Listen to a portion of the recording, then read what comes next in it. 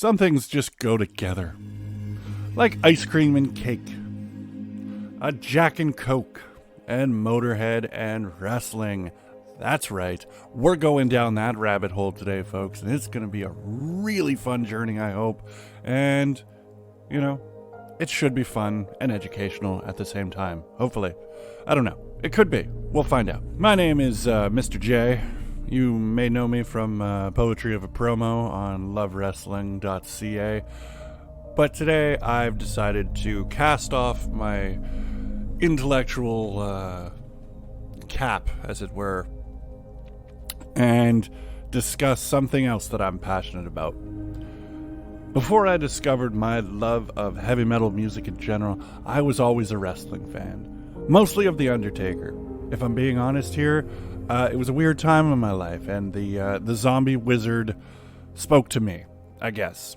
Don't judge. Or judge all you want. It's fine. Wrestling's weird.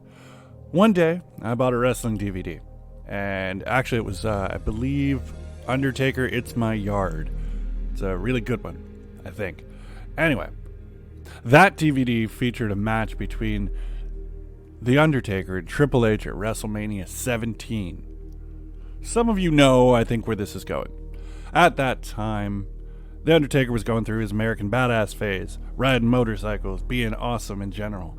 But that was cool for me. That was cool enough.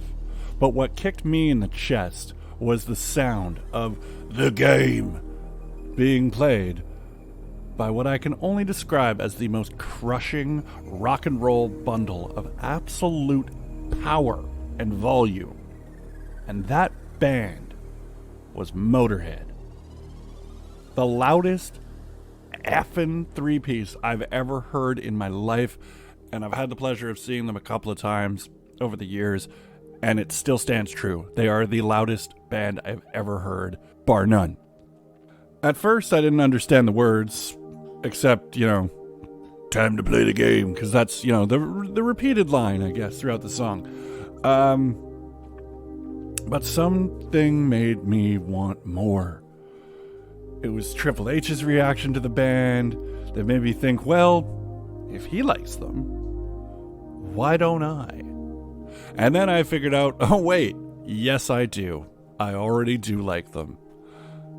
The effortless heaviness of Phil Campbell on the guitar and the thunder of Mickey D on the drums combined with Lemmy Kilmister's cigarette and booze-soaked vocals, the most distinguishing and disgusting bass tone that I've ever heard in my life.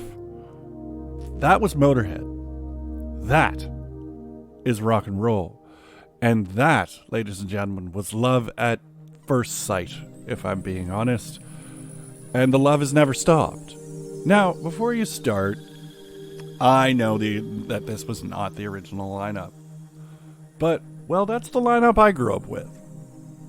But to be fair here, let's break this down. Mickey D, the drummer, has been with the band since 1992, and is actually still referred to as the new guy. And Mr. Phil Campbell, well, he's been in the band since 1984. And the old guy at the front, Mr. Lemmy Kilmister himself, has been with the band since the very beginning, considering it's his, since 1975. So yeah, I could say that this is the one of the longer running lineups. No disrespect to the other lineup, but that's the one I grew up with, and that's the one that I know. Anyway, here we go. I know what you're thinking. What does this have to do with wrestling?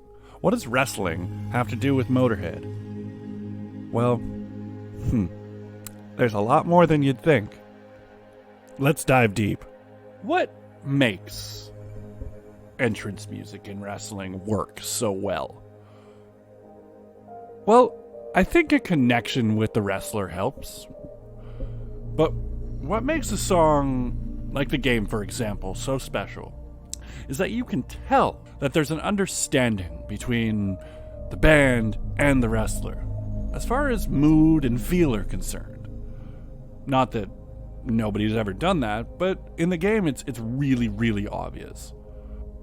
Anyway, how did this story start between Triple H and Mötörhead? So back in the early 2000s, Triple H was due for some new entrance music. And as the story goes, he kept rejecting the music that was being presented to him. And he kept on saying, I want it to sound meaner and just basically more like Mötörhead. He basically just kept saying, I want it to sound meaner and I want it to sound more like Mötörhead. To which WWE management just turned around and were like, why don't we just get them to do it? The famous response that I love so dearly, and it's just amazing, from Triple H was, well, I didn't know that was an option. Needless to say, it was an option, and they took it. Triple H heard the track, and he loved it. Shortly thereafter, Triple H and the boys from the band would meet in 2001, and the rest, as they say, is history. Do you think it ends there? Well, you're wrong, because it doesn't. An interesting thing happened. In October of 2001, wrestling and Mötörhead would collide in the opposite direction. When Triple H was asked to lend his vocal talents to the album that would become Hammered by Mötörhead, obviously, the track would go on to be called Serial Killer, one of my favorite spoken word pieces of all time. Basically, the way the track goes is Lemmy reads most of it, and then at the end, they overlap the two voices. It sounds phenomenal. And believe me, when I say this, it is a track that the whole family can enjoy. Actually, no, not at all. Anyway, just let that sink in. Triple H is on a Mötörhead record. What a frickin' world. Anyway, so, back to WrestleMania 17. What did that mean in retrospect here? WrestleMania 17 in Texas would be the first time Mötörhead would kick everybody's ass on WWE TV. They would return a few years later in Los Angeles at WrestleMania 21. 2003 would bring my personal favorite WWE Mötörhead song, Line in the Sand, for the supergroup Evolution. The swagger of the lyrics are just magic. Simple, to the point, and just kick you in the face rock and roll. But like a slow kind of... the energy in the song is amazing. I love it. You love it. Let me know if you do. And if you don't, you're wrong. Anyway. And finally, the song to end the trilogy would arrive. King of Kings. In the WWE Network special, Live to Win, Lemmy, sitting in the Rainbow Bar and Grill in Los Angeles, California, where he lived when he wasn't on tour, just so you all know, sitting there with Triple H and Corey Graves, basically puts it like this. When asked about the King of Kings, he says, I've been writing songs around that image for my whole life. And if you look at it, yeah, it's true. Triple H came by the moniker naturally enough. But what solidified it is having Lemmy growl, Behold the King of Kings, followed by the downbeat and the chorus that gets stuck in your head for days if you let it. And of course, it doesn't really give you a choice, so it does. As these wonderful songs kept coming out, and in turn, Triple H kept coming out to them, a friendship of sorts bloomed between Triple H and Lemmy Kilmister. The only thing is, Mötörhead proved to be a little bit of a bad luck charm for the man of many H's. Simply put, almost every single time Mötörhead or Lemmy by himself would play Triple H to the ring or come and see him at ringside, Triple H would end up losing. To which, actually, at some point in their friendship, Lemmy actually said, "You're really bad at this." The jury's still out on that one. Let's be honest. In late 2015, the world lost a legend when Lemmy passed away at the young age of 70. Triple H and his wife Stephanie McMahon were in attendance at the funeral. If you can stomach it, ladies and gentlemen, I do strongly recommend watching the funeral service. It is so powerful. There's so many awesome testimonials to just how amazing Lemmy was in life. And Triple H is really, really breaks it down to the connection between an artist and a wrestler and what the music truly means. He spoke of Lemmy with such respect and honor, and also great sense of humor. Because let's face it, when you're on the road all the time, the only real thing you can do is be respectful and a little bit funny. So, go check that story out, folks. It's worth a listen, and maybe it'll inspire a little bit of tears, but it's worth it. Trust me. Now, we all know that Triple H 100% deserves to go into the Hall of Fame. But I would say that Mötörhead should be entered as well. As a matter of fact, they should also be added to the Rock and Roll Hall of Fame. Yeah, I said it. Put them in, Cleveland. But I digress. And now, ladies and gentlemen, it is my pleasure, my esteemed honor, if you will, to play a medley for you, as played by Montreal's own, the WrestleManiacs. Look for them on Facebook and other social media platforms under WrestleManiacs. WrestleManiacs. They play all the best wrestling music over the past 30 years and on. Here they are, for your hearing pleasure, the WrestleManiacs.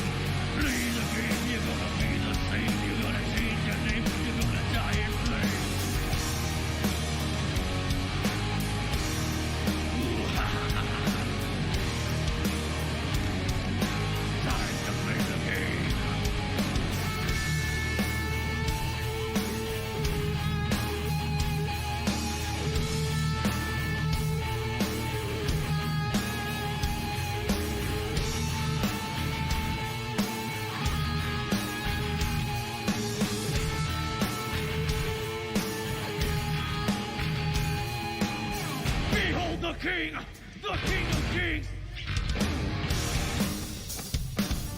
On your knees, dog! All hail! Bow down to the king!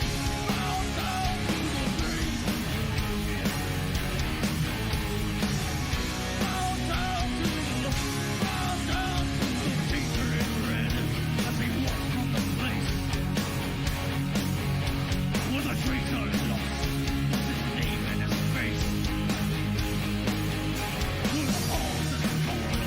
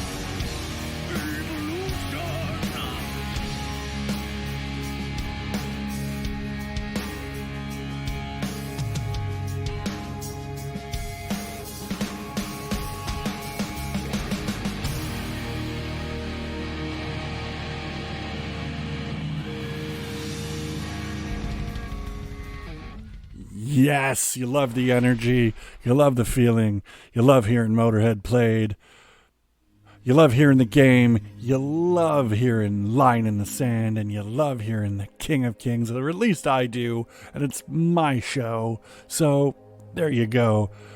That was the WrestleManiacs from here in Montreal, Quebec, Canada, and I hope you enjoyed it. And if you did enjoy it, go and find them on social media.